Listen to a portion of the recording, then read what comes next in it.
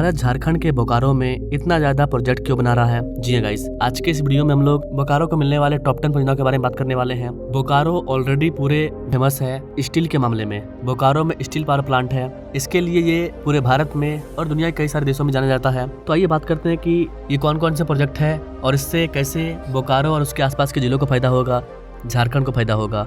नमस्ते and welcome to all India Jharkhand मैं विकास।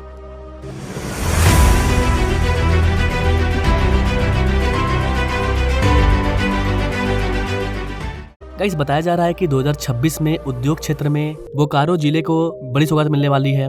करीब 50,000 करोड़ रुपए की लागत से बनने वाला जो अमृतसर कोलकाता इंडस्ट्रियल कॉरिडोर है, इसका बड़ा फायदा बोकारो को होगा। बोकारो में जिन रीजन से ये कॉरिडोर गुजर रहा है उस रीजन में और भी बड़े बड़े प्लांट सेटअप होंगे और करीब 50,000 करोड़ रुपए का और अधिक निवेश आएगा, जिससे कि बड़े और मध्यम उद्योगों की स्थापना की जाएगी। बोकारो स्टील प्लांट के विस्तारीकरण को लेकर के भी करीब 25,000 करोड़ रुपया निवेश किया जाएगा। बोकारो में ऑलरेडी स्टील प्लांट है और अब उस स्टील प्लांट का विस्तार किया जाएगा। झारखंड के बोकारो में एक नया greenfield down stream steel project को लगाया जाएगा और इसके लिए BMW इंडस्ट्रीज लिमिटेड के द्वारा 500 करोड़ रुपए का निवेश किया जाएगा ऋण के तौर पर। 2027 में यह प्लांट चालू हो जाएगा। BMW कार बनाती है, इसके बारे में आप सभी जानते होंगे, और BMW इंडस्ट्रीज लिमिटेड इनके द्वारा झारखंड के बोकारो में अपना पहला इस तरह का प्लांट लगाया जा रहा है। बोकारो में जो प्लांट है उसका वार्षिक production capacity 3 lakh ton cold rolled full high coil है और करीब ये 5,40,000 टन गैल्वेनाइज्ड कॉइल का प्रोडक्शन करती है। इसके अलावा करीब 2 लाख टन से अधिक कलर कोटेड कॉइल और सीट का प्रोडक्शन करती है। ये कैपेसिटी अब और अधिक बढ़ेगा क्योंकि बोकारो प्लांट का बड़े लेवल पर विस्तार होने जा रहा है। स्टील अथॉरिटी ऑफ इंडिया अपने देश के पब्लिक सेक्टर में एक महारत्न संस्थान है। बोकारो स्टील प्लांट इसी का एक हिस्सा है और इसे देश का सबसे पहला स्वदेशी स्टील प्लांट के नाम से जाना जाता है। वर्ष 1965 में इसकी स्थापना की शुरुआत हुई और वर्ष 1970 से यहाँ स्टील का उत्पादन होता है। यहाँ के स्टील उत्पादन के क्षेत्र में आज की क्षमता 5 मिलियन टन प्रति वर्ष है और यहाँ से लगभग 3,000 से भी ज़्यादा तरह के प्रोडक्ट पूरे देश में और विदेशों में भी सप्लाई किए जाते हैं। अगला है गाइस आपका रक्सौल हल्दिया एक्सप्रेस वे। ये जो रक्सौल हल्दिया एक्सप्रेस वे है ये बोकारो से गुजरेगा। तो बोकारो एक इंडस्ट्रियल क्षेत्र है, तो इस क्षेत्र को हमें आगे लेकर जाना है तो सबसे पहले हमें इसे समुद्र से जुड़ना होगा, क्योंकि झारखंड एक लैंडलॉक राज्य है। झारखंड को जब तक समुद्री रास्ता नहीं मिलेगा तब तक हम दुनिया के साथ व्यापार नहीं कर पाएंगे। तो दुनिया के साथ व्यापार करने के लिए हमें समुद्र चाहिए और समुद्र के लिए ये जो रक्सौल हल्दिया एक्सप्रेस वे है ये इंपॉर्टेंट रोल प्ले करेगा। बोकारो से पश्चिम बंगाल का जो हल्दिया पोर्ट है कोलकाता में, वो 300 किलोमीटर दूर है।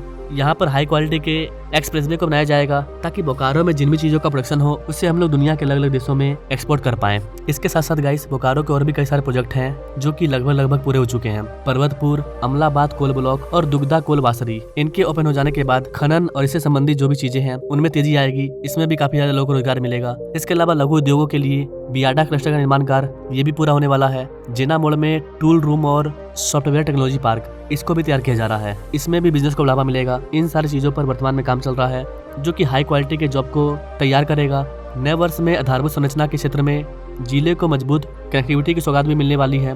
बोकारो से लेकर के और मांझी सड़क और जेना मोड़ से लेकर के डुमरी 4 लेन ये प्रोजेक्ट जल्दी पूरा हो जाएगा, जिससे कि आवागमन काफी ज्यादा आसान हो जाएगा और यहाँ के लोगों को ट्रैफिक जाम में नहीं फंसना पड़ेगा। यात्रा तेज हो जाएगा। इसके अलावा इसकी वजह से व्यापार गतिविधियों को भी बढ़ावा मिलेगा। अगला गाइस आपका वाराणसी कोलकाता एक्सप्रेस वे। जो वाराणसी कोलकाता एक्सप्रेस वे है जो कि उत्तर प्रदेश को कोलकाता से जोड़ेगी, बीच में ये झारखंड और बिहार से गुजरेगी। इसका कुछ इलाका बोकारो और धनबाद के रीजन से जाएगा। इसका भी बड़ा फायदा बोकारो को होगा। वाराणसी कोलकाता एक्सप्रेसवे का कार्य वाराणसी कोलकाता एक्सप्रेसवे के पूरा हो जाने के बाद जिले की राष्ट्रीय राजमार्ग नेटवर्क में बेहतर कनेक्टिविटी सुनिश्चित होगी। इसकी वजह से यहाँ पर जो भी प्लांट लगेगा उन प्लांट से हम चीजों को कोलकाता, बिहार, उत्तर प्रदेश इन जगहों पर या उससे आगे भी आसानी से भेज पाएंगे। धनबाद से लेकर के चंदन कियारी होते हुए पश्चिम बंगाल को जोड़ने वाला ये सड़क धनबाद और बोकारो इन दोनों को काफी तेज गति से आगे लेकर के जाएगा। इसके अलावा गाइस बोकारो में बेहतर सड़कों और परिवहन सुविधाओं से न केवल समय की लागत में कमी आएगी बल्कि निवेशकों का भरोसा भी बढ़ेगा। इंफ्रास्ट्रक्चर जितना ज्यादा होगा, जितना अच्छा होगा, उतना ज्यादा आपके जिले में निवेश आएगा, प्लांट सेटअप होगा और जितना ज्यादा प्लांट वगैरह सेटअप होगा उतना ज्यादा लोगों को रोजगार मिलेगा, शहर का कायाकल्प होगा। तो 2026 बोकारो के लिए काफी ज्यादा खास होने वाला है। इंजीनियरिंग कॉलेज में दूसरे वर्ष के छात्रों का नामांकन शुरू हो चुका है, जिससे कि तकनीकी शिक्षा को मजबूती मिलेगी। इसके अलावा और भी कई सारे विद्यालय वाले हैं। इसके अलावा गाइस बोकारो में न केवल इंजीनियरिंग कॉलेज बल्कि मेडिकल कॉलेज को भी बनाया जा रहा है। इसका निर्माण कार्य भी जल्दी पूरा होने वाला है, जिससे कि यहाँ के बच्चे डॉक्टरी लाइन में भी जा पाएंगे। निजी क्षेत्रों में भी नए तकनीकी और प्रोफेशनल संस्थानों के खुलने की उम्मीदें हैं, जो कि युवाओं को आधुनिक कौशल प्रदान करेंगे। इन पहलों से न सिर्फ शिक्षा स्तर ऊंचा होगा बल्कि कुशल मानव संसाधन के निर्माण से रोजगार की संभावनाएं भी बढ़ेगी। इसके अलावा गाइस 2026 बोकारो के लिए इसलिए भी खास होने जा रहा है क्योंकि बोकारो को एयरपोर्ट मिलने वाला है। अगर बोकारो एयरपोर्ट चालू होता है तो यहाँ पर बिजनेस को और भी अधिक बढ़ावा मिलेगा। तो 2026 बोकारो के लिए ऐतिहासिक साल भी बन सकता है जब बोकारो को एयरपोर्ट मिलेगा। एयरपोर्ट की वजह से जो बड़े निवेशक हैं, जो बड़े इन्वेस्टमेंट हैं, वो भी आएंगे। एयरपोर्ट की मदद से बोकारो अन्य राज्यों से, अन्य बड़े शहरों से आसानी से जुड़ पाएगा। हवाई, रेल, सड़क, ये तीनों जिस भी राज्य के मजबूत हो जाएंगे उसको आगे जाने में टाइम नहीं लगेगा, वो तेजी से आगे जाएगा। रेल, रोड और एयरपोर्ट ये तीन आ जाएगा। इसके अलावा बोकारो हल्दिया पोर्ट कोलकाता पोर्ट से जुड़ जाएगा। तो दुनिया में ये 4 ही साधन है जिससे कि कोई भी देश आगे जाता है, और ये चारों चीज बोकारो के पास अवेलेबल हो जाएगा। इसके अलावा गैस उद्योग, आधारभूत संरचना, शिक्षा, स्वास्थ्य, यातायात, इन चीजों का जो विकास हो रहा है इसका सीधा असर रोजगार पर पड़ेगा। इन चीजों को बनाने में, तैयार करने में हजारों लाखों लोगों को रोजगार मिलेगा। इसके अलावा हजारों करोड़ का निवेश आएगा। बड़े बड़े उद्योग प्लांट खत्म होंगे तो उसमें भी लोगों को रोजगार मिलेगा। इसके साथ साथ तकनीकी संस्थाओं, मेडिकल कॉलेज, नए हॉस्पिटल, ये शिक्षित युवाओं को अपनी ओर आकर्षित करेंगे। तो ये कुछ ऐसी चीजें हैं जो कि 2026 में घटित होने वाली है।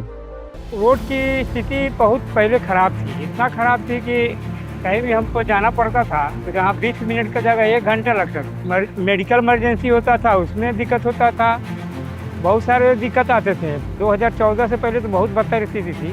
2014 के बाद नई सरकार आई।